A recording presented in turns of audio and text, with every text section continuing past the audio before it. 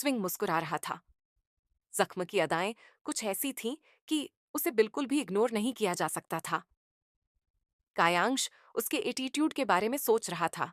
जब वो मीटिंग में बैठी हुई थी, उसका फेस और उसका ऑरा बता रहा था कि वो कितनी स्ट्रांग है।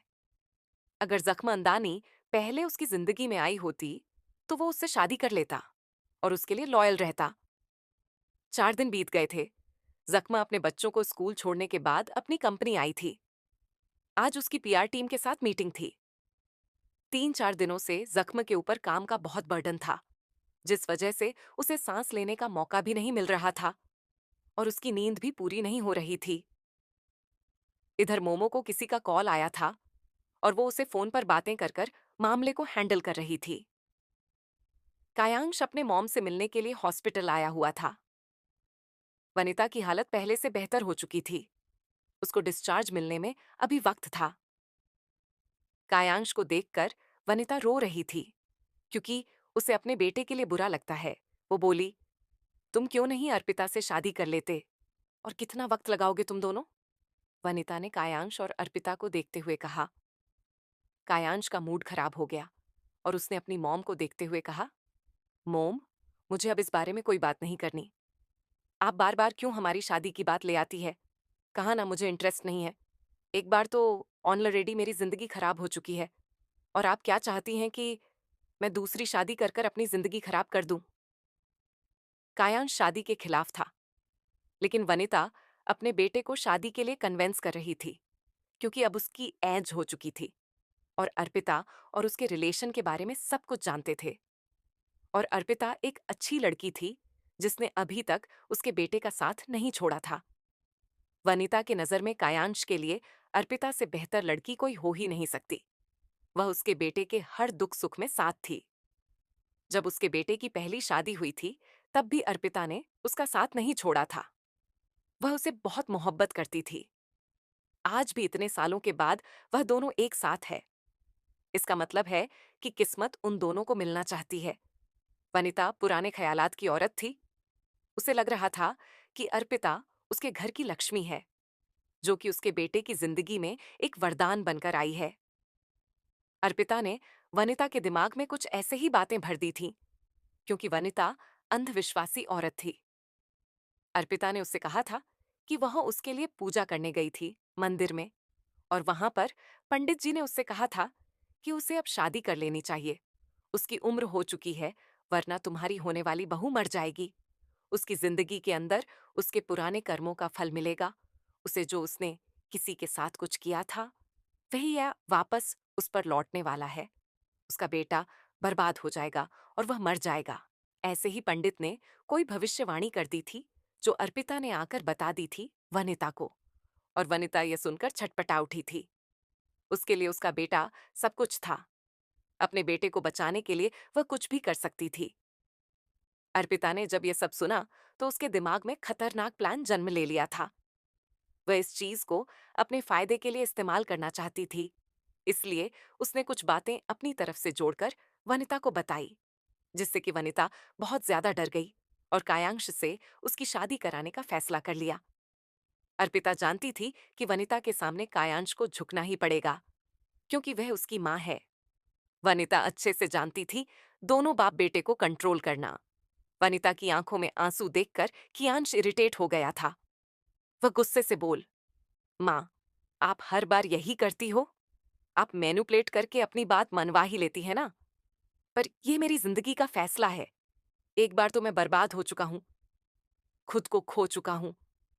आप क्या चाहती है कि मैं दोबारा शादी करके वही सब कुछ टॉलरेट करूं? अर्पिता उस गवार की तरह नहीं है। अर्पिता एक संस्कारी और एक अच्छी लड़की है। तुम ये कैसे भूल सकते हो कि अर्पिता ने अभी तक तुम्हारा साथ दिया है? Component placement. वह तुमसे प्यार करती है। कोई लड़की किसी लड़के से इतनी मोहब्बत नहीं कर सकती। सब कुछ जानते हुए कि तुम पर रेप केस लगा है, तुम्हारा एमएमएस वायरल हो चुका है, और तुम अभी तक लड़की के साथ फंसे हुए थे। उसके बाद भी अर्पिता तुम्हारे लिए प्रे कर रही थी। वो मंदिर जा रही थी तुम्हारे लिए। उसने तुम्हारे लिए विश किया। उसने तुम्हारे लिए फास्ट रखा। और तुम उसके एफर्ट का यह सिला दे रहे हो कि तुम अब उससे शादी ही नहीं करना चाहते। तुम्हारा मन बदल चुका है। तुम क्या साबित करना चाहते हो कि मर्द बदल जाते हैं? वक्त के साथ अर्पिता ने जो तुम्हारे लिए किया, उसका क्या? क्या तुम वो कभी उसे वापस नहीं करोगे? तुम ये मत भूलो कि जब वह गवार तुम्हारे साथ थी, तब अर्पिता ने ही तुम्हें उस लड़की से बचाया था। वक्त वक्त पर वह उस गवार का चेहरा तुम्हारे सामने लेकर आया करती थी। और तुम्हें याद है कि तुम जब एक बार मरने वाले थे, तो अर्पिता ने ही तुम्हें ब्लड दिया था। भूल चुके हो क्या तुम? अर्पिता जैसी लड़की तुम्हें कहीं नहीं मिलेगी कियांश। मेरी बात कान खोलकर सुन लो। तुम्हें शादी करनी होगी, और वो भी सिर्फ अर्पिता से। तुम्हें क्या लगता है कि तुम्हें कोई लड़की प्यार करेगी भी? अब ये सब कुछ जानने के बाद कि तुम एक प्लेबॉय हो, तुम्हारी इमेज बर्बाद हो चुकी है। मुझे तो अर्पिता पर प्राउड फील होता है कि इतना कुछ जानने के बाद भी वह तुम्हारे साथ रहना चाहती है। वह एक स्ट्रांग लड़की है जो तुम्हें प्रोटेक्ट कर सकती है, क्योंकि उसने शुरू से तुम्हें प्रोटेक्ट किया है। तुम्हारी उसे गवार बीवी से या फिर तुम्हारी फालतू के घोटाले से हमेशा वह तुम्हें बचाती है ये, और कभी तुम्हारा साथ छोड़कर नहीं गई है। तुम उसके साथ इतनी बदतमीजी करते हो, उसे अपनी गर्लफ्रेंड भी नहीं मानते हो, ब्रेकअप कर चुके हो। उसके बावजूद आज भी वह तुम्हारे साथ यहाँ पर खड़ी होकर मेरा हालचाल पूछ रही है, मेरी देखभाल कर रही है तुम अपने लिए। नहीं तो कम से कम अपनी माँ के लिए शादी कर लो, वह मेरी बहू बनकर रहेगी तुम्हें। उसे अपनी बीवी नहीं बनना तो मत बनाओ। कायांश ने गुस्से से टेबल पर जोर से हाथ मारते हुए कहा। मोम, शादी शादी शादी क्या लगा रखा है अपने? आप अपने बेटे को जिंदा नहीं देखना चाहती हैं। अगर आपने इस बार मुझे फोर्स किया तो यकीन मानिए, मेरा दूर चला जाऊंगा आपसे। मुझे देखने के लिए तरस जाएंगे आप। प्रियांशु की बातें सुनकर वनिता की आंखों में आंसू आ गए। वह रोते हुए बोली, तुम्हें तो अपनी माँ की बातें बकवास ही लगती है। तुम जिंदा ही नहीं देखना चाहते हो मुझे। अगर तुम्हें कुछ हो गया तो तुम्हें क्या लगता है कि मैं जिंदा बचूंगी? तुम्हारी माँ हूं मैं कायांश। तुम अपने बारे में नहीं सोचते, मुझे तुम्हारे बारे में सोचना पड़ता है। रोज तड़प तड़प कर जीते हो तुम, सिर्फ उस गवार के पीछे। भूल जाओ उसे, वक्त बीत चुका है। 7 साल हो चुके हैं। मर चुकी है वह। तुम्हारी जिंदगी में उसका कोई वजूद भी नहीं है। एक लड़की के कारण तुम अपनी जिंदगी बर्बाद नहीं कर सकते। क्यों सोचते हो उसे गवार के बारे में? वह एक नौकर के साथ भाग गई थी। तुम्हारा मुंह काला कर कर उसने तुम्हारी इज्जत तक नहीं रखी। अर्पिता ने तुम्हारी इज्जत राखी। उसने कभी तुम्हें नीचा नहीं दिखाया। तुम्हारी हर बात मानती आई है वो। अब कायांश का खून खौल गया और उसने गुस्से से चिल्लाते हुए कहा, जस्ट शट अप मॉम। आप मेरे जख्मों को कुरेदना बंद करेंगी। जानती है ना आप कि मुझे नहीं पसंद उस बारे में बात करना। बरसों पहले जो चैप्टर क्लोज हो चुका है, क्यों बार बार उसे खोलते हो? क्यों मुझे एहसास दिलाती हो कि मैं यूजलेस हूं, कि मेरी बीवी किसी नौकर के साथ मुझे छोड़कर भाग गई थी क्योंकि उसका पति किसी लायक नहीं था या उसे खुश नहीं कर सकता था? मेरी एक बात कान खोलकर सुन लीजिए मॉम। अगर आपने मुझे शादी के लिए फोर्स किया या मैन्युपुलेट करने की जरा भी कोशिश की ना, तो मैं यहां से इतना दूर चला जाऊंगा कि आप मुझे देख तक नहीं पाएंगी। जिंदगी में खोने के लिए कुछ नहीं है मेरे पास। आपका प्यार कभी मिला नहीं। बीवी छोड़कर भाग चुकी है किसी नौकर के साथ। माँ को सिर्फ अपनी इज्जत पूरी करनी है। मेरा क्या? किसी ने कभी मेरे बारे में सोचा है कि मैं कैसा फील करता हूँ? बचपन से अकेला रहा हूं मैं। तुम्हारे पति ने मुझे भेज दिया हॉस्टल। वहां पर मुझे जानवरों की तरह रखा गया। एक टीचर मुझे मोलेस्ट करता था। तब कहाँ थी आप? जब मैं आकर तुम्हारे पति को ये बात बताता था, तो वह मेरे साथ क्या करता थे? मुझे मरते थे और कहते थे कि मैं झूठ बोल रहा हूं। मेरी बात कान खोलकर सुन लीजिए मॉम। ना ही आप मेरी सगी है, क्योंकि आपकी जुबान आपके पति के सामने नहीं खुलती है, और मैं उससे नफरत करता हूं। यह आप अच्छे से जानती हैं। आप लोगों ने मुझे खुद से दूर रखा। इतने सालों तक हॉस्टल में पाला बड़ा। माँ का प्यार क्या होता है मैंने कभी नहीं जाना। आपने तो नफरत की है मुझसे हमेशा। कभी कभी तो मुझे लगता है कि मैं आपकी नाजायज औलाद हूं। कहाँ से लाई थी आप मुझे? कौन अपने बेटे से इतनी नफरत करता है कि वह उसकी शक्ल तक देखना पसंद नहीं करता, उसके मर जाने की दुआ करता है? मुझे अपनी जिंदगी में कोई नहीं चाहिए। बीवी नहीं चाहिए, अब माँ भी नहीं चाहिए, और न ही कोई फैमिली चाहिए। इतना बोलकर कायांश ने गुस्से से पानी का गिलास जमीन पर पटक दिया, फिर वहां से चला गया। अर्पिता दौड़कर वनिता के पास आई। वनिता अब भी सदमे में बैठी हुई थी। उसने अर्पिता को लाचारी यक्ष नजरों से देखा, क्योंकि कियांश ने आज उससे इतना कड़वा बोला था। पहली बार पहली बार उसका बेटा उसे पर इतना भड़क गया था। वरना उसका बेटा तो उस पर जान देता है। वनिता को लग रहा था कि कायांश पर दबाव बना दिया है, उसे अपने बेटे से बात करनी होगी। तभी अर्पिता ने वनिता को संभालते हुए कहा, टेंशन मत लीजिए आंटी, अभी कियांश कुछ सही हालात में नहीं है। वह आपसे बहुत प्यार करता है, आप भी अच्छे से जानती हैं। शादी की बात से वह भड़क जाता है। आंटी, हम धीरे धीरे उसे मना लेंगे। मेरी मोहब्बत और आपके प्यार से कभी ना कभी कायांश पिघल जाएगा। इधर कायांश गुस्से से अस्पताल से बाहर आ गया था। अपनी कार में बैठा हुआ था। कायांश कार तेजी से ड्राइव कर रहा था, क्योंकि इस वक्त उसकी आंखों के सामने कुछ पुरानी यादें घूम रही थीं। एक आदमी एक छोटे से लड़के को बेल्ट से मार रहा था। उसे लड़के के शरीर पर बेल्ट के निशान थे। वह तड़प रहा था, रो रहा था, लेकिन उसके आंसू पूछने वाला कोई नहीं था। उसकी चीखें उसे कमरे में बंद हो गई थी। उसे लड़के को गंदी गंदी जगह पर छुआ जा रहा था। वह मम्मा मम्मा कर रो रहा था, पर कोई नहीं था। उसके पास कायांश ने स्टीयरिंग व्हील को तेजी से पकड़ लिया और इतनी जोर से कार का ब्रेक लगाया कि कार सामने वाली कार से टकरा गई। कायांश का एक्सीडेंट हो गया। करीबन 15 मिनट कायांश की विंडो पर कुछ लोग नोक कर रहे थे। वह लोग गुस्से में नजर आ रहे थे। कायांश जब होश में आया तो उसने उस तरफ देखा और कर से बाहर आया। उसने देखा कि उसने एक कर को ठोक दिया था। यह देखकर कायांश ने धीमे से उसे आदमी को अपने जेब से नोटों की घड़ी निकालकर पकड़ाते हुए कहा, आई एम सॉरी।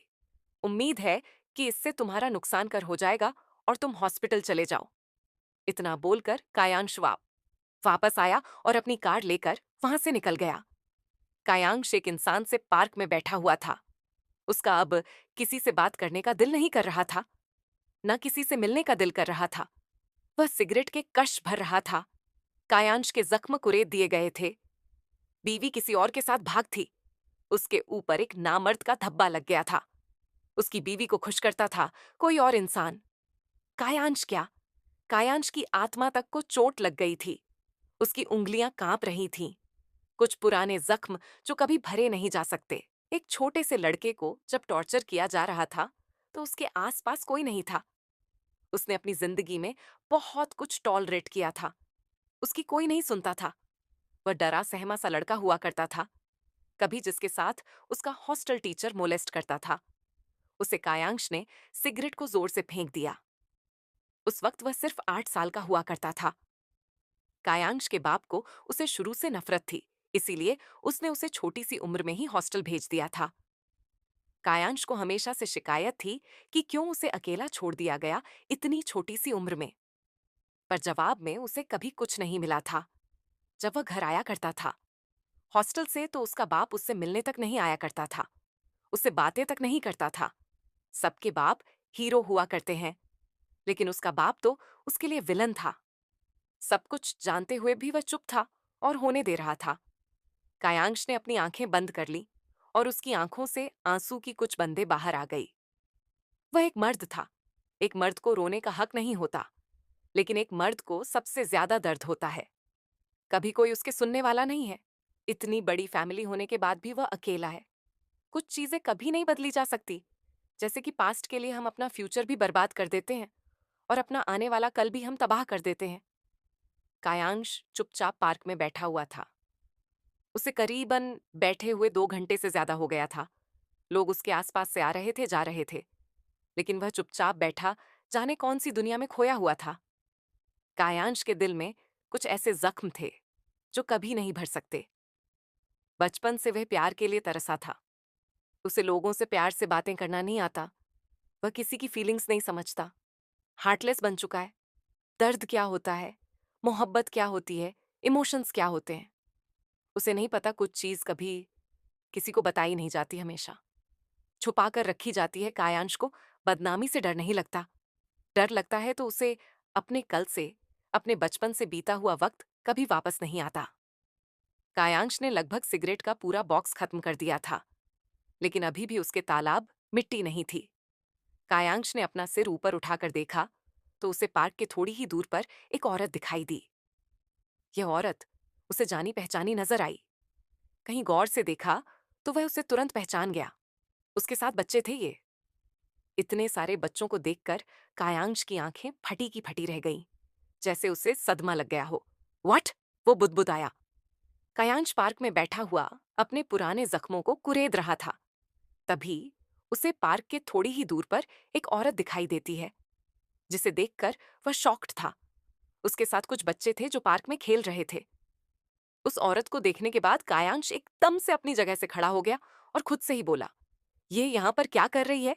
कायांश खुद से ही बोला, लेकिन मुझे क्या करना है? वह उसकी पर्सनल लाइफ है।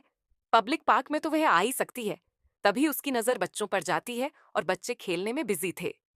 वह दूर से ही खड़ी अपने बच्चों को प्यार से निहार रही थी। इतने सारे बच्चों को देखकर तो कायांश का दिमाग घूम गया। उसे अपनी आंखों पर यकीन नहीं हो रहा था। यह 3 से 6 कैसे हो गए? कायांश बिना समझे उस तरफ चलने लगा। फिर उसने खुद से ही कहा, लेकिन मैं वहां क्या करने जा रहा हूं ये पूछने की, आप यहां पर क्या कर रही हैं? लेकिन वह तो उनकी पर्सनल लाइफ है ना। कायांश को खुद की बेवकूफी महसूस हुई कि वह इतनी स्टुपिड हरकत कैसे कर सकता है। कायांश वहीं पर खड़ा होकर जख्म को देख रहा था, जो अब अपने बच्चों को देखकर मुस्कुरा रही थी। उसकी स्माइल में तो कायांश खो सा गया। यही खूबसूरत सा चेहरे देखते ही वह बौखला सा जाता है और अपने होश खो देता है। वह पागल स्टुपिड वाली हरकतें करता है। उसका दिमाग काम करना बंद हो जाता है। ना जाना क्या है इस चेहरे में, जो वह खिंचा चला जाता है। कोई बात तो है उस औरत में। इससे मिलकर मुझे सुकून मिलता है। मुझे अच्छा महसूस होता है। लगता है कि कोई अपना है करीब। लेकिन ये मुझे एटीट्यूड दिखाती है और 2 कौड़ी का आदमी तक नहीं समझती। फिर भी मुझे फर्क नहीं पड़ रहा कि वह मुझे कैसे ट्रीट करती है। वह अभी उससे मिलने जा रहा था। क्या उसके पास अब कोई सेल्फ रिस्पेक्ट नहीं बची है? मैं कियांश वालिया हूं और वह 3 बच्चों की माँ है। लेकिन फिर वह बाकी सारे बच्चों को देखता है जो उस जैसे ही दिख रहे थे, जिससे कायांश का दिमाग फिर घूम गया और ब्लैक होकर वही पार्क में खेल रहे बच्चों को देखने लगा। क्या वह नशे में है उसे?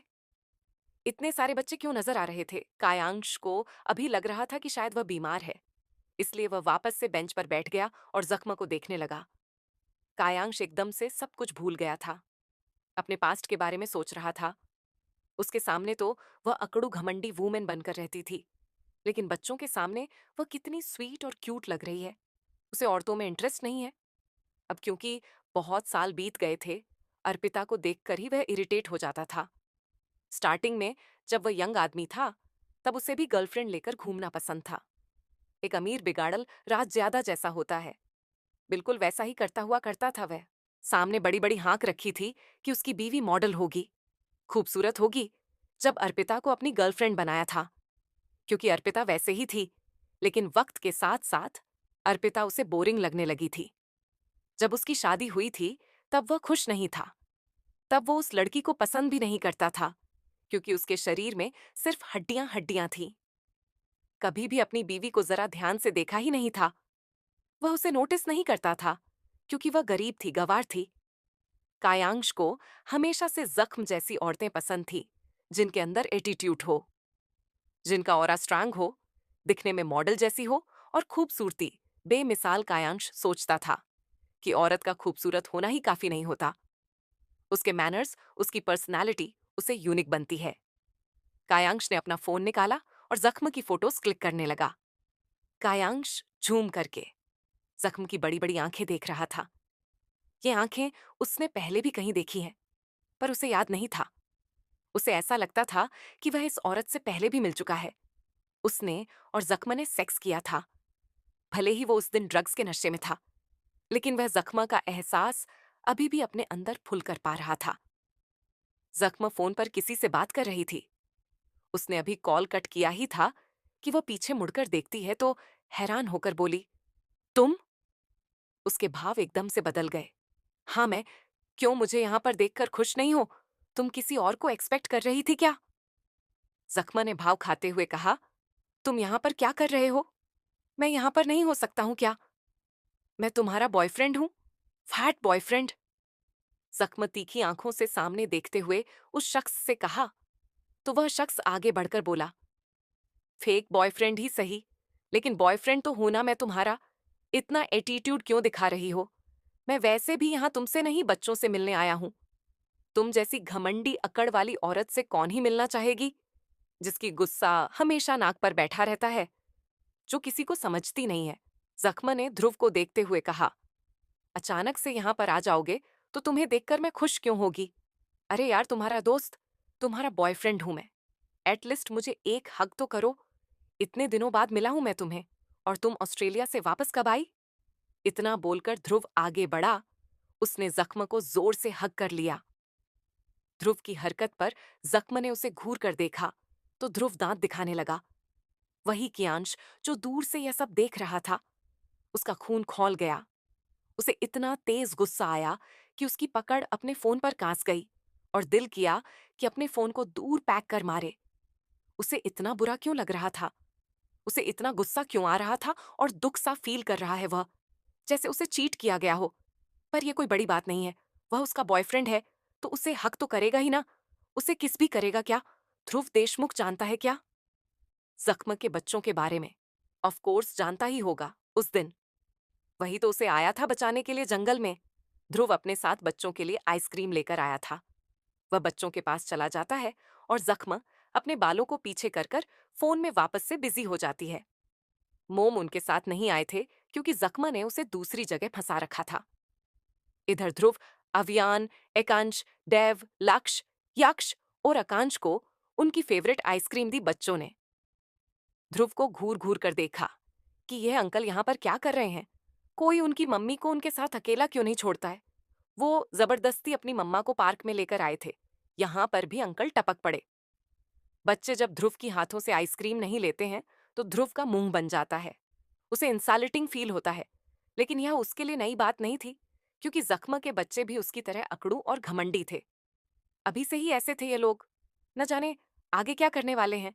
लेकिन अवियान आगे बढ़कर ध्रुव के हाथ से आइसक्रीम ले लेता है क्योंकि उसे ध्रुव अंकल पसंद थे। ध्रुव ने सिर्फ अवियान को अपनी गोद में उठाकर बोला, जेम्स, तुम भी बाकी के भाइयों की तरह घूरने लगे। तो अवियान ने उनको इग्नोर कर दिया। उधर कायांश ने इतने सारे बच्चों को देखा तो वह उठकर वहां से जाने लगा, क्योंकि वह समझ रहा था कि शायद उसकी आंखों में कुछ हो गया है। उसे हॉस्पिटल जाने की जरूरत है। पर वह अपनी मॉम के हॉस्पिटल ना जाकर दूसरे अस्पताल में जाकर अपना इलाज करवाता है। कायांश वहां से चला गया था, लेकिन जाते जाते उसकी कदम रुक गए। जब उसने देखा कि जख्मा उसकी तरफ देख रही है तो वह हैरान हो गया। जख्म जल्दी से मुड़ गई और उसने कायांश को इग्नोर कर दिया। जख्म के इग्नोरेंस को देखकर कर कायांश को और ज्यादा बुरा लगा। वह खुद को तीसरी व्हील महसूस करने लगा। कायांश भी वहां से चला गया। अपनी कर में बैठकर वह डॉक्टर के पास पहुंचकर उसे सारी बात बता देता है। तो डॉक्टर भी ये सुनकर हैरान हो गए। ये केस तो कॉम्प्लिकेटेड था। वह कायांश की आंखों को स्कैन कर रहे थे और उन्हें बता रहे थे कि आपकी आंखों में कोई प्रॉब्लम नहीं हुई है। पर कायांश ने गुस्से से कहा, आप ये कैसी बातें कर रहे हो डॉक्टर?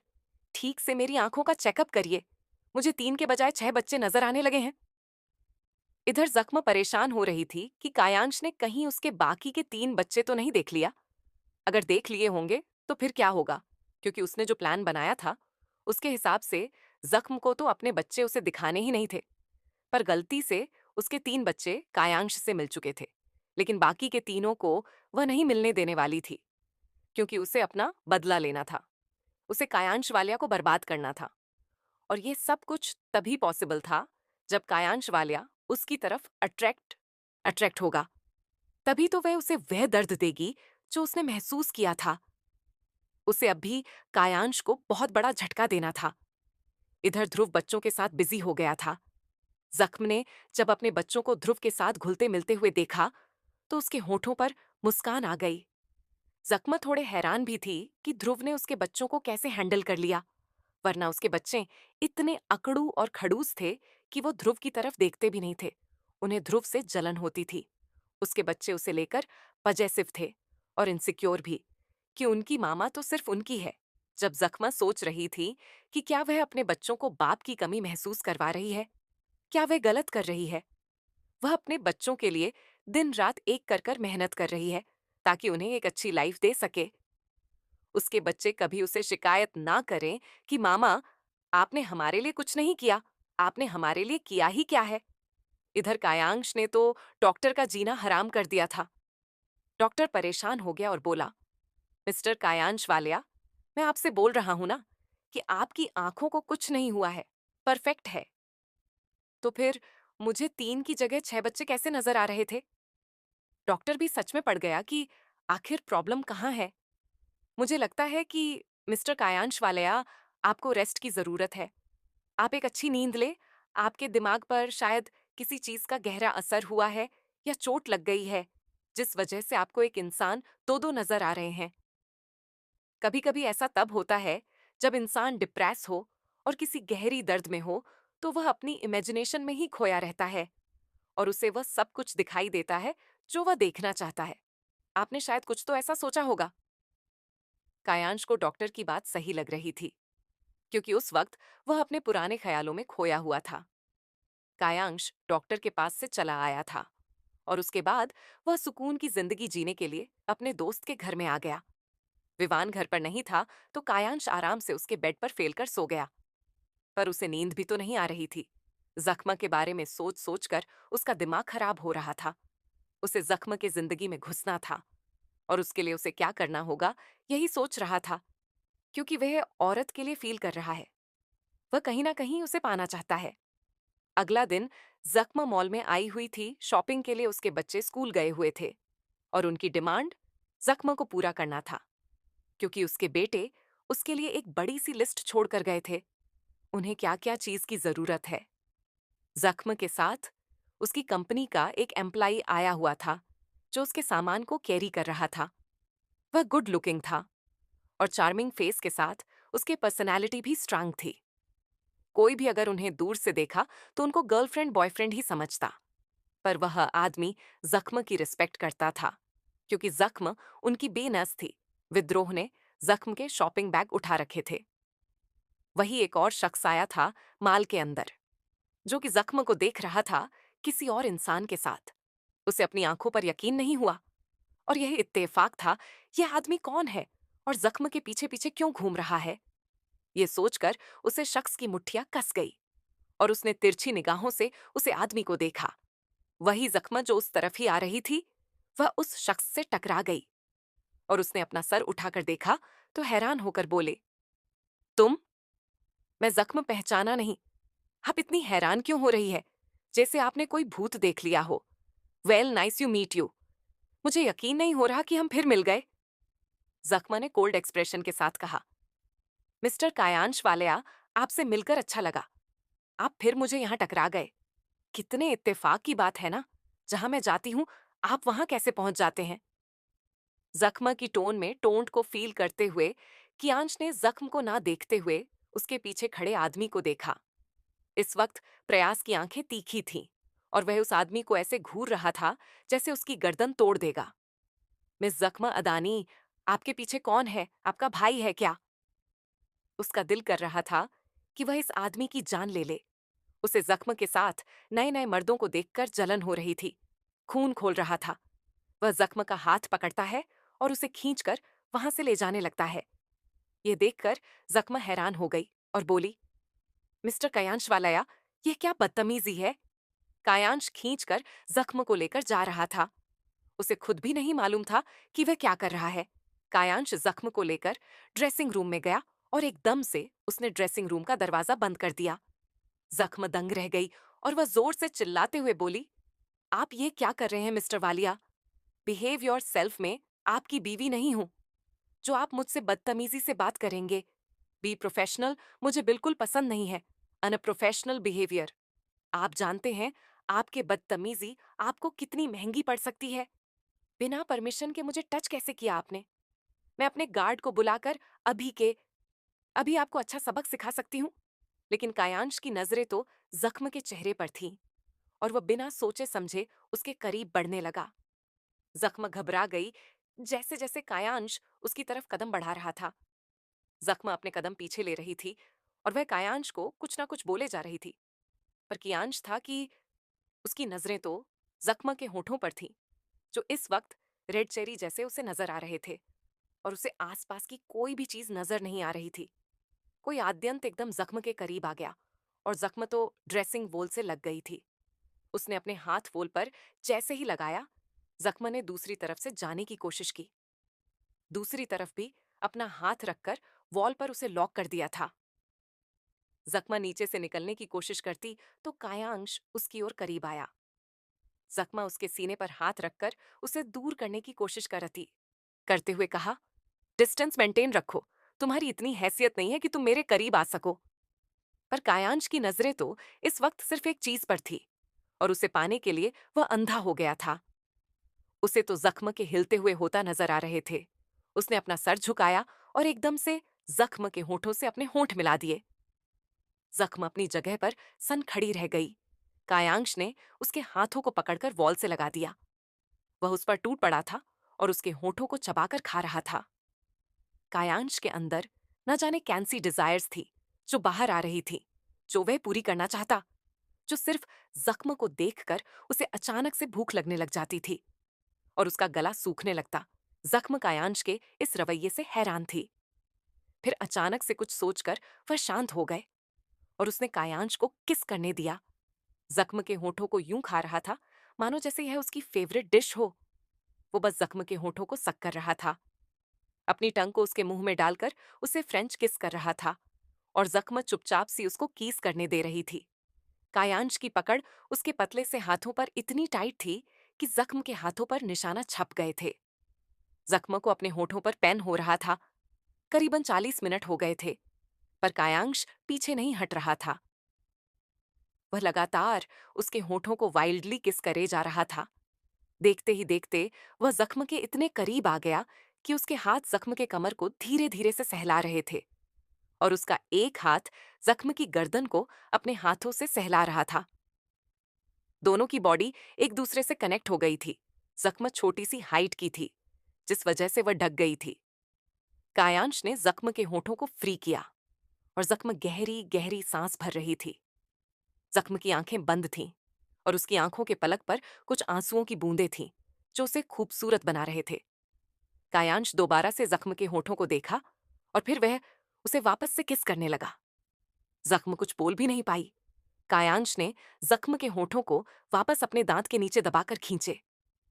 उसे जख्म के साथ शरारत करने में मजा आ रहा था। जख्म इस दर्द को बस बर्दाश्त कर रही थी। कायांश ने जख्म की कमर को पकड़कर उसे उठा लिया और वापस से उसे वोल से जोर से लगाकर किस करने लगा। आज उसकी प्यास खत्म ही नहीं हो रही थी। जख्म ने परेशान होकर कहा, क्या हुआ है आपको? आप जंगली होते जा रहे हैं। आप जानते भी हैं कि आप क्या कर रहे हैं मेरे साथ। आप मुझे किस कर रहे हैं विदाउट मेरी परमिशन। कायांश ने जख्म की एक नहीं सुनी और वह वापस से उसके होठों को अपने होठों से दबाकर चूमने लगा। उसने जिंदगी में इसे मीठी चीज कभी नहीं खाई थी और इतना सुकून से नहीं मिला था। कियांश को सुकून मिल रहा था। ये सुकून उसे पहले कभी नहीं मिला था। आज वह यही तो चाहता है। जख्म कायांश के गर्दन पर नाखून मार रही थी ताकि वो उसे छोड़ दे। कायांश ने धीमे से जख्म की होठों के खिलाफ कहा, I need more, I want you wanna to eat you. जख्म कुछ बोलती उससे पहले ही कायांश ने दोबारा से उसका मुंह बंद कर दिया। जख्म के होठ सूज गए थे और अब उसे वाकई में दर्द होने लगा था। ड्रेसिंग रूम में कायांश इतना मशरूफ हो गया था कि उसे दुनिया का ख्याल तक नहीं था। वही दरवाजे को कोई पीटने लगता है। ड्रेसिंग रूम में तब जाकर कायांश को होश आया। उसने जब अपने होठों को जख्म के होठों से अलग किया तो जख्म के होंठ सूज चुके थे और उनमें से ब्लड आ रहा था। वह बहुत खूबसूरत और मुलायम लग रहे थे। उस वक्त जख्म की आंखें बंद थीं और उसकी आंखों में आंसू थे। वह इस वक्त बहुत खूबसूरत नजर आ रही थी। कायांश को जख्म का चेहरा साफ दिख भी नहीं रहा था, क्योंकि वे एक दूसरे के बहुत नजदीक थे। जख्म ने धीरे से अपनी पलकें खोली और कायांश का चेहरा देखा।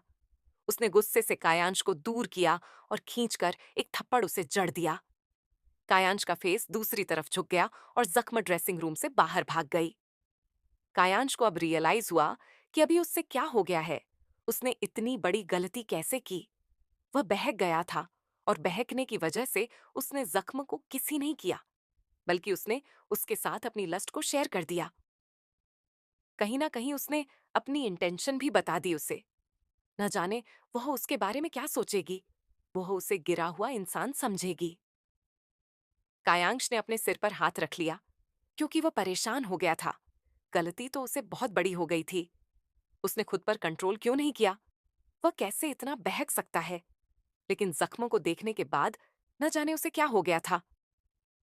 कायांश ने अपने होठों को टच किया, जिस पर अभी भी जख्म के लिपस्टिक का टेस्ट आ रहा था। कायांश ने लिपस्टिक को टेस्ट किया तो उसके होठों पर फिर स्माइल आ गई। उसने पीछे घूमकर मिरर में खुद को देखा। उसके होंठ भी सूज गए थे क्योंकि जख्म ने कई बार गुस्से में उसे बाइट कर दिया था। उसकी गर्दन पर जख्म के नाखूनों के निशान भी नजर आ रहे थे, जिसे साफ पता चल रहा था कि जख्म को बिल्कुल भी पसंद नहीं आ रहा था कायांश का उसे किस करना। जख्म के एकदम से भाव बदल गए।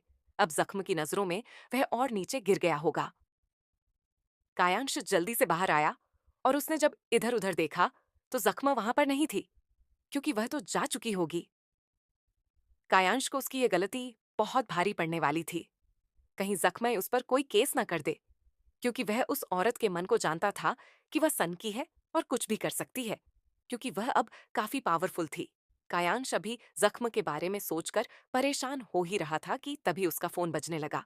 कायांश ने अपना फोन पिक किया तो दूसरी तरफ से उसे कुछ ऐसा पता चला जिसे सुनकर वह घबरा गया और फिर माल से बाहर की तरफ भागा। थोड़ी देर में वह उसी अस्पताल में था जहां पर उसकी मॉम एडमिट थी। कायांश जब वार्ड के अंदर पहुंचा तो उसने देखा कि उसकी मॉम को ऑक्सीजन मास्क लगा हुआ था। कायांश ने जब डॉक्टर को देखा तो डॉक्टर कायांश के पास आकर उन्हें बताते हैं कि उनकी मां को किसी चीज का सदमा लगा है, जिस वजह से वह अब भी किसी से मिल नहीं सकती। हमें उनका चेकअप करना होगा, इसीलिए आप बाहर वेट करें। इधर जख्म अभी भी मॉल में थी और रेस्ट रूम में वह चुपचाप मिरर के सामने खड़ी होकर अपने होठों को रगड़ रही थी। उसे खुद से घिन आ रही थी। उसने इतनी बार पानी से अपना मुंह धो लिया था, मानो जैसे वह कायांश के एहसास को मिटा देना चाहती हो। खुद के अंदर से उसे अपनी पिछली जिंदगी से नफरत थी, पर जख्म को यह सब बर्दाश्त करना था, क्योंकि यह उसके प्लान का हिस्सा था। उसको खत्म नहीं करना, मारना तो एक आसान चीज होती है इंसान के लिए, लेकिन उसे अंदर से रोज मारना बहुत मेहनत का काम है, जैसे करने में उसे वक्त लगेगा। जख्म का मूड नहीं था वहां रुकने का, इसीलिए वो वापस से अपने बंगलो आ गो। जख्म जब घर पहुंची तो उसके पास उसके बच्चे भाग कर आए और मम्मा मम्मा कहकर खुश होने लगे। जख्म ने अपने बेटों को उनकी फेवरेट चीजें दी जो वह खरीद कर लेकर आई थी। जख्म सीधा अपने कमरे में चली गई और कमरा बंद कर वह पियानो के सामने जाकर बैठ गई और वहां पर वह पियानो को प्ले करते हुए बस यही सोच रही थी कि उसे आगे क्या करना है। रात का वक्त था, जख्म डिनर बना रही थी और उसके बच्चे लिविंग हॉल में खेल रहे थे। उनके खिलौनों की आवाज सुनकर जख्म को सुकून मिल रहा था। मोमो भी वहीं पर बैठी हुई थी और टैबलेट में लगी हुई थी। मोमो अपनी फैमिली से वीडियो कॉल पर बात कर रहे थे। मोमो वीडियो कॉल करते हुए जख्म के पास पहुंच गए। जख्म मोमो की फैमिली को विश कर रही थी। वीडियो कॉल पर मोमो की मॉम ने जख्म को देखते हुए उससे पूछा कि उसके होठों को क्या हो गया है, तो जख्म इस पर हड़बड़ा जाती है और फिर वह अनकंफर्टेबल होकर बोली, मैं बाथरूम में फिसलकर गिर गई थी। ये सुनकर तो मोमो की आंखें सिकुड़ गईं, क्योंकि जख्म झूठ बोल रही थी, ऐसा कुछ भी नहीं हुआ था। जख्म का झूठा मोमो ने तो पकड़ लिया था, लेकिन मोमो की फैमिली थोड़ी पकड़ सकती थी। वह लोग जख्म की बहुत रिस्पेक्ट करते थे, तो फिर जख्म की वजह से सही जो कुछ भी थे, आज वह, वरना उनको 2 वक्त की रोटी के लिए भी तरसना पड़ता था। जख्म मोमो की फैमिली से बात करते हुए उनका हालचाल पूछ रही थी कि कैसी है वह। मोमो की नजरें तो जख्म के लिप्स पर थीं। आज उसके लिप्स सुजकर अंडे की तरह हो गए थे। साफ पता चल रहा था कि जख्म को वहां पर चोट लगी है, लेकिन यह चोट लगी कैसे, यही नहीं मालूम था उसे। जब से वह वापस आई थी, तब से उसके होठों का ये हाल हो गया है। उसे डॉक्टर को दिखा लेना चाहिए, वरना इन्फेक्शन हो जाएगा तो उसे खाने में प्रॉब्लम होगी। जख्म अपने बच्चों के लिए डाइनिंग टेबल पर खाना सजा रही थी। देव, अवियान लक्ष्य, यक्ष, आकांश, एकांश डाइनिंग टेबल पर बैठकर अपनी मम्मा का वेट कर रहे थे। जख्म के बच्चे खाना खाने लग जाते हैं और जख्म भी खाना खा रही थी। स्विंगल भी उनको ज्वाइन कर कर खाना खाने में बिजी हो गए थे। इधर कायांश की मॉम को जब होश आता है तो वह नखरे कर रही थी। किसी से मिलने के लिए तैयार नहीं थी। कोई उनसे मिलने आता है तो वह उससे कहती है कि उन्हें किसी से बात नहीं करनी। उसकी माँ उसे इमोशनल ब्लैकमेल कर रही है। वह उससे शादी के लिए हाँ बुलवाना चाहती है। कायांश तंग आ चुका था अपनी जिंदगी से। कभी कभी तो उसका दिल करता था कि वह दूर कहीं भाग जाए और अपनी मॉम से भी दूर हो जाए, लेकिन वह ऐसा नहीं कर सकता था। जबरदस्ती अपनी मॉम के पास बैठकर उनसे बोलता है, आप क्या चाहती हैं? यही ना कि मैं शादी कर लूं अर्पिता से। ठीक है, मैं उसे शादी कर लूंगा, लेकिन अभी नहीं। मुझे थोड़ा वक्त चाहिए। आप जानती हैं ना कि इन दिनों में मैं प्रॉब्लम्स में फंसा हुआ हूं। प्रॉब्लम तो आती जाती रहेंगे बेटा। तुम्हें तो शादी करनी है ना, और कुछ भी नहीं करना है। क्यों नहीं तुम समझने की कोशिश करते हो कि तुम्हारे लिए शादी करना कितना जरूरी है अर्पिता से? अपने बेटे की हाँ सुनकर ही खुश हो गई थी कायांश की माँ। कायांश के दिमाग में तो जख्म चल रही थी। कायांश की माँ ने उससे पूछा कि तुम्हारे होठों पर यह चोट कैसे लगी? कायांश हैरान हो गया। वहीं अर्पिता थोड़ी दूर पर खड़े थे। उसने जब कायांश के होठों पर दांतों के निशान देखे तो वह समझ गई थी कि जरूर कायांश किसी लड़की के साथ था। अर्पिता को बहुत तेज गुस्सा आता है, लेकिन फिर भी वह अपनी इमेज डाउन न करने के लिए कुछ भी नहीं बोलती है, क्योंकि उल्टा उसे ही सुनना पड़ेगा। कायांश निर्दयी इंसान था। वह किसी की नहीं सुनता था और अभी वह शादी के लिए तैयार हो गया था। अर्पिता इसी से खुश थी। कायांश को जख्म से मिलना था ताकि वह उसे सॉरी बोल सके, वरना न जाने वो उसका क्या करेगी। कायांश कहीं ना कहीं जख्म से डरता भी था। कायांश जब अस्पताल से वापस घर जा रहा था, तभी उसे याद आता है कि उसके बाप ने उसे घर से बाहर निकाल दिया है। इसीलिए वह अपने दोस्त के घर वापस चला जाता है। जब वह घर पहुंचता है तो युवान कुकिंग कर रहा था। उसने कायांश का भी खाना बनाया था, क्योंकि युवान भी जानता था कायांश यहीं पर आएगा। युवानी से पूछा कि उसके होठों पर यह जख्म कैसा आया, किसी ने कुछ किया क्या? कायांश ने प्राउडली कहा, एक शेरनी मिल गई थी तो उसने यह जख्म दिया है मुझे। शेरनी भाट दो यू मीन? युवान ने कंफ्यूज होकर पूछा, तो वह कहा, कल वह शेरनी मेरा शिकार करेगी। अगर जिंदा बच गया तो जरूर मिलेंगे मेरे भाई।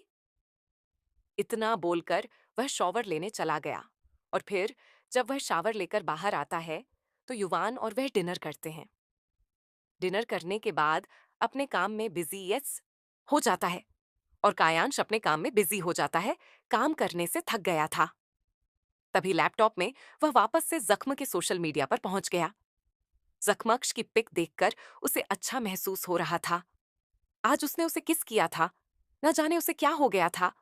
असल में कायांश जब माल पहुंचा था, उसने जख्म को जब किसी और मर्द के साथ देखा तो उसे बहुत ही बड़ा और गंदा महसूस हुआ।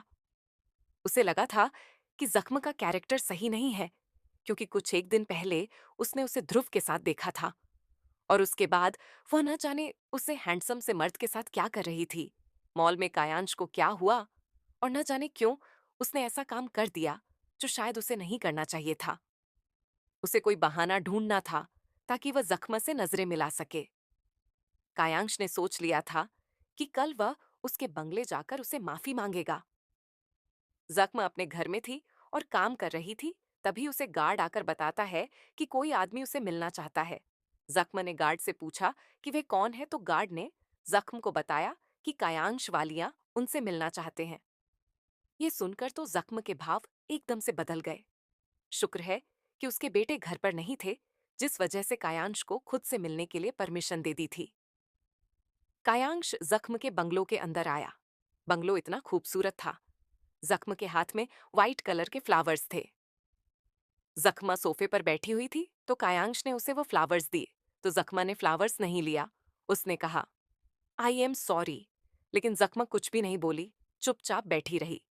वह बस गया उसको ऑब्जर्व कर रही थी कि आदमी क्या करने की कोशिश कर रहा है।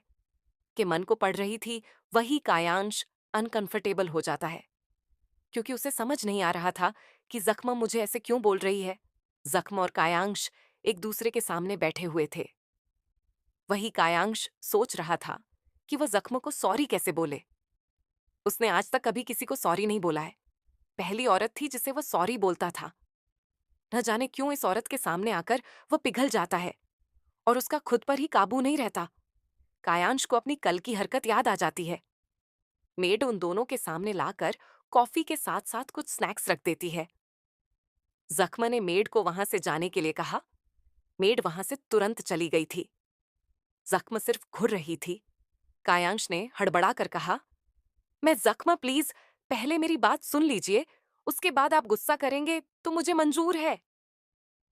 कायांश वालिया, अब क्या मैं आपसे पूछकर गुस्सा होगी?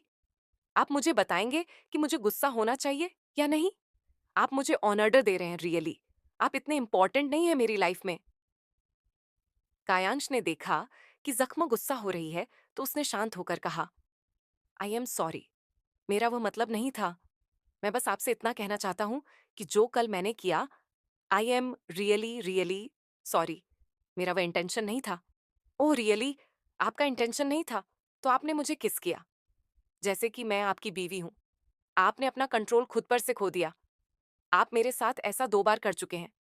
मैं बार बार आपको माफ नहीं करने वाली। आप पब्लिक में किसी भी लड़की के साथ ऐसा कर देते हैं।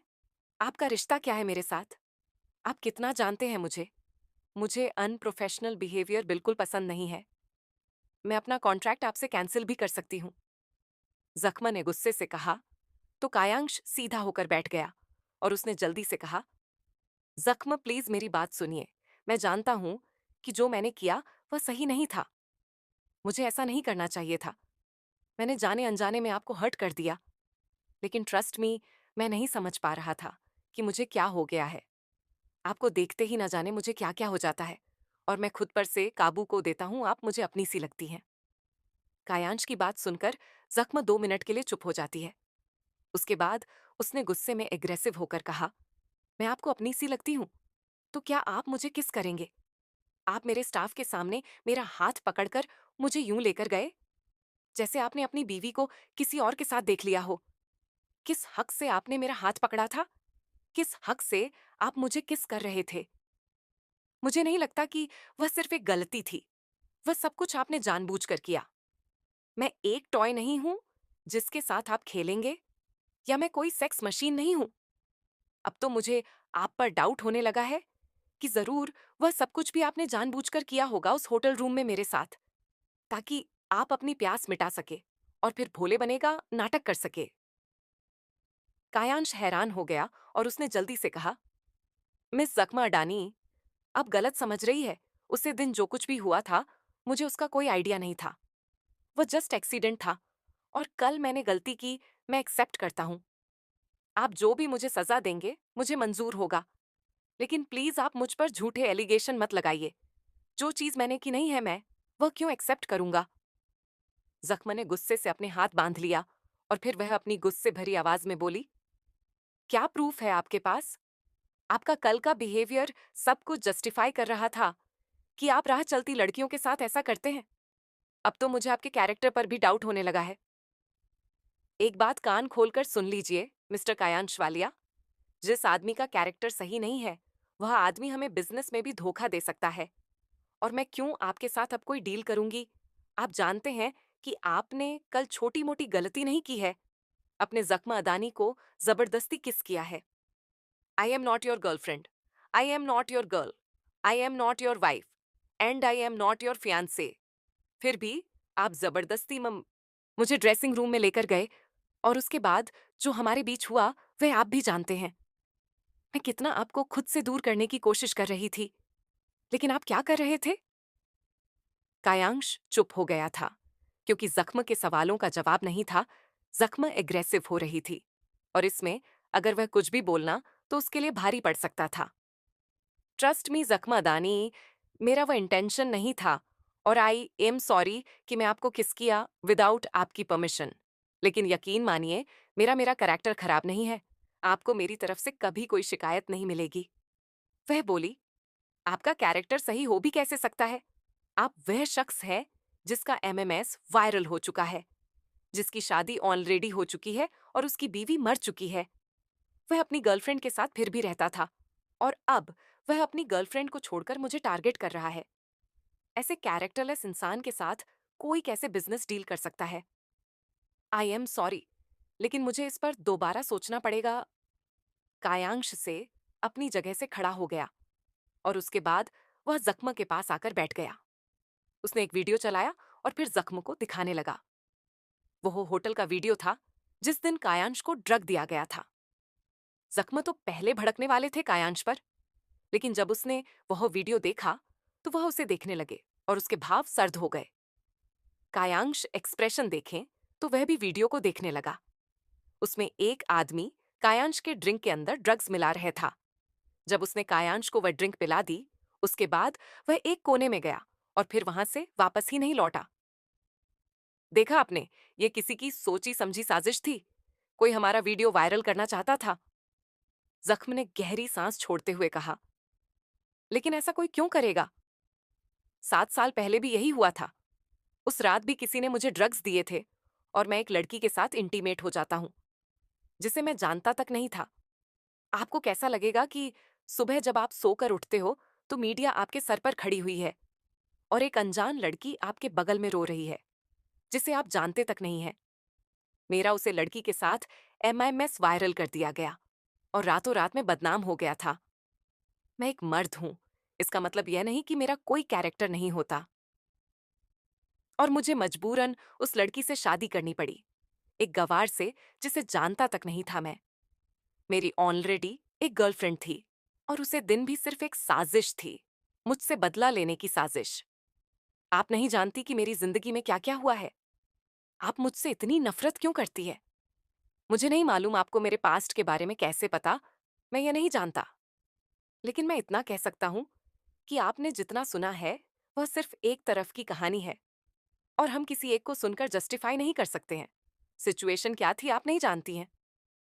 जख्मा ने तिरछा मुस्कुराते हुए कहा, लेकिन तुम्हारी बीवी की क्या गलती थी? वह मासूम छोटी लड़की जिसे दुनियादारी की कोई खबर नहीं। हाँ, सही कहा तुमने, वे गवार थी। लेकिन क्या उस गवार के पास दिल नहीं था? क्या उस गवार की आंखों में आंसू नहीं आते थे? क्या वह खाना नहीं खाती थी? क्या उसे दर्द नहीं होता था? या फिर उसकी कोई फीलिंग्स नहीं थी? उसमें उसकी क्या गलती थी? अगर तुम एक साजिश का शिकार हुए थे तो वह भी तो एक साजिश का शिकार हुई ना। फिर तुम सही और वह गलत कैसे हो गई? जख्मा के सवाल ने कायांश का मुंह बंद कर दिया था। कायांश के पास कहने के लिए कोई शब्द नहीं था, क्योंकि जख्मा ने अपने शब्दों के द्वारा कायांश के मुंह पर एक जोरदार तमाशा मारा था, जो जाकर सीधा कायांश के मुंह पर लगा और कायांश का कान सुन्न हो गया। एक पल के लिए तो वह सोच में पड़ गया कि आखिर जख्मा के तो सही रही थी। कायांश चुपचाप वहां पर बैठ गया तो जख्मा ने दोबारा से अपने कड़वे शब्द को उगलते हुए कहा, झेक छोटी सी लड़की का एमएमएस वायरल हो जाता है एक लड़के के साथ। वह लड़की मासूम सी जानती नहीं कुछ, क्योंकि उसने दुनिया नहीं देखी। और तुम क्या कह रहे हो कि एक मर्द का कैरेक्टर होता है, लेकिन एक लड़की जितना बदनाम होती है उतना एक मर्द नहीं होता। तुम अपनी मर्जी से कुछ कर सकते थे, लेकिन वह कुछ नहीं कर सकती। उसके पास सिर्फ तुम ऑप्शन थे, ओनली वन ऑप्शन।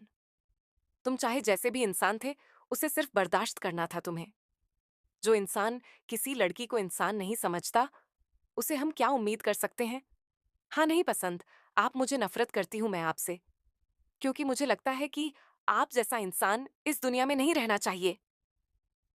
जख्मा ने आज साफ अपने दिल की बात आज कायांश के सामने रख दी थी और जख्मा के जहरीले शब्दों को सुनकर तो कायांश को ऐसा लगा जैसे उसके सीने में किसी ने खंजर मार दिया हो। जख्मा ने आज कायांश का सच्चाई से सामना करवा दिया था। कायांश को लग रहा है कि गलत सिर्फ उसके साथ हुआ है। उसके इज्जत की धज्जियां उड़ गईं, लेकिन जख्म कह तो सही रही थी कि उसके साथ एक और लड़की इन्वॉल्व थी। तभी कायांश ने कहा, लेकिन इन सब के पीछे मेरी बीवी और उसका भाई साजिश करने वाले थे। मैं सिर्फ एक शिकार बनकर रह गया था। वह दोनों भाई बहन की मिली भगत थी। उन दोनों ने मेरी फैमिली को बदनाम करने के लिए वह गंदा खेल खेला। इस पर जख्मा के होठों पर कड़वाहट थी। एक लड़की अपनी इज्जत किसी आदमी के सामने रख देती है।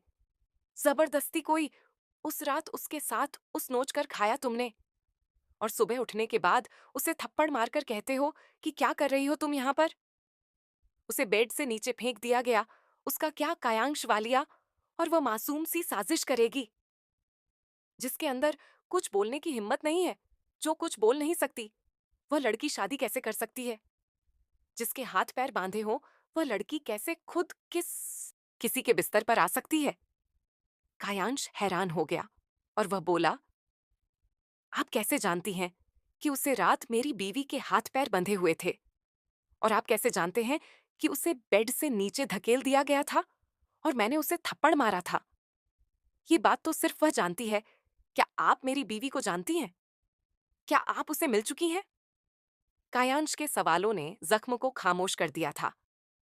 जख्म की आंखें नम हो गई थीं। उसे दूसरी तरफ फेस करके अपने आंसू पूछ लिया।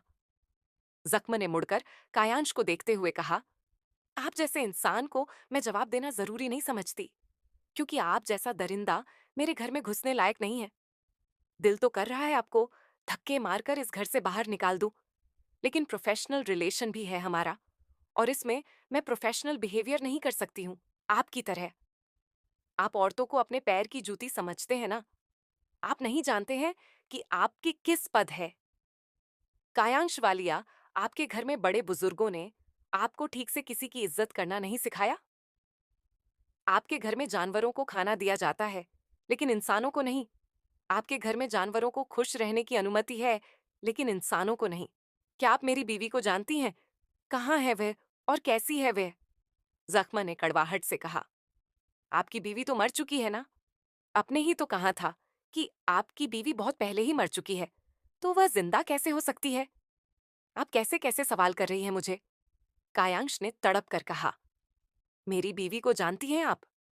कायांश की तरफ देखकर जख्मा ने हंसते हुए कहा, आपकी बीवी तो मर चुकी है ना? यह तो आपने ही मुझसे कहा था। वह जिंदा कैसे हो सकती है? मेरी बीवी ने मुझे धोखा दिया था। वह मेरे घर के नौकर के साथ भाग गई थी। वह मरी नहीं, वह जिंदा है। वह सिर्फ मेरे लिए मर चुकी है, क्योंकि वह मेरे सम्मान, मेरी इज्जत, सबको कुचलकर चली गई थी एक नौकर के साथ। ये सुनकर जख्म को जैसे झटका लग गए। आपको शर्म आनी चाहिए मिस्टर कायांश वालिया। आप और कितना नीचे गिर सकते हैं? खुद को सही साबित करने के लिए एक लड़की जो मर चुकी है, कम से कम उसे तो बख्श दीजिए। आप जैसे घटिया इंसान के पास बैठने में भी मुझे घिन आ रही है। छी। Component placement. आप जैसा घटिया इंसान और न जाने कितना ही गिर सकता है। यकीन नहीं होता मुझे कि आप जैसा इंसान के रूप में भेड़िया भी रहता है। अब आप अपनी हद पार कर रही हैं। आप कौन होती है मेरे कैरेक्टर क्ष पर सवाल उठाने वाली? आप जानती क्या है मेरी और मेरी बीवी के बीच की बातें? और मैं कोई झूठ नहीं बोल रहा हूं।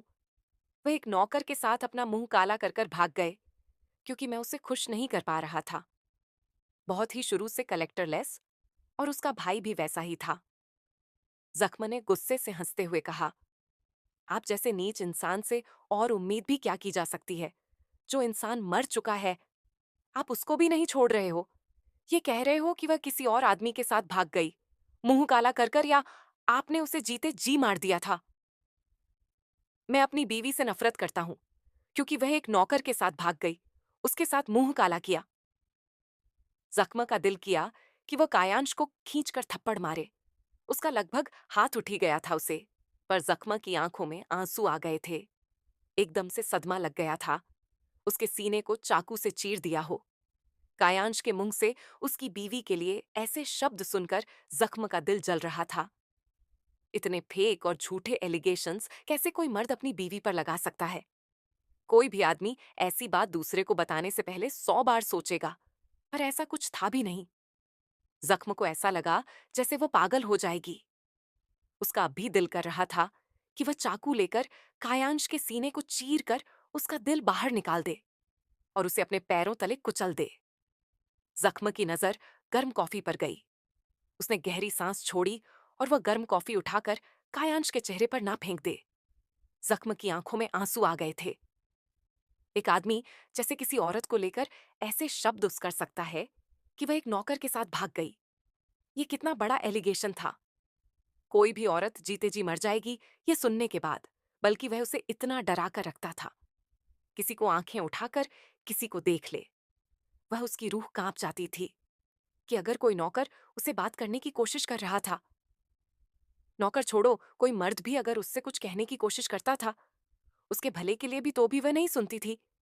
वह खड़ी नहीं होती थी, लेकिन इतना बड़ा एलिगेशन लगाया जा रहा है कि वह एक नौकर के साथ मुंह काला कर कर भाग गई थी। गलत तो खुद था यह इंसान। बीवी के होते हुए गर्लफ्रेंड के साथ रहता था, गर्लफ्रेंड को बीवी के सामने ही रखता था। बाकी मर्द कम से कम अपनी बीवी से डरते तो है कि पीठ पीछे अफेयर चलते हैं, लेकिन ये खुलेआम उसका मजाक बनता था। जानवरों से बेहतर हालत थी उसकी उस घर में, और इतनी डरपोक लड़की कैसे किसी और आदमी के साथ ऐसा करने का सोच भी सकती है। झूठ बोलने की एक हद होती है, और उस हद को भी पार कर चुके हो तुम कायांश वालिया। तुमसे दिन ब दिन मेरी नफरत और बढ़ती जा रही है कि तुम कितने गिरे हुए इंसान हो। आज तुम्हें अपनी गर्लफ्रेंड से बेहतर लड़की नजर आ रही है तो तुम उसके पीछे भाग रहे हो। लेकिन आओ मेरे पास, यही तो चाहती हूं। मैं तुम्हें अंदर से खा जाऊंगी मैं, और तुम्हें खुद भी पता नहीं चलेगा। जख्म का खून खौल रहा था और उसकी आंखें सर्द हो गई थीं। कायांश प्रिटेंड कर रहा था जैसे गलत उसके साथ हुआ हुआ है और वह एक विक्टिम है। जख्म ने कायांश को देखते हुए कहा, मिस्टर कायांश, वालिया, आपकी बातों में कितनी सच्चाई है मैं ये तो नहीं कह सकती, लेकिन मैं इतना जरूर कह सकती हूँ कि एक डरपोक लड़की इतना बड़ा कदम नहीं उठा सकती और घर के नौकर के साथ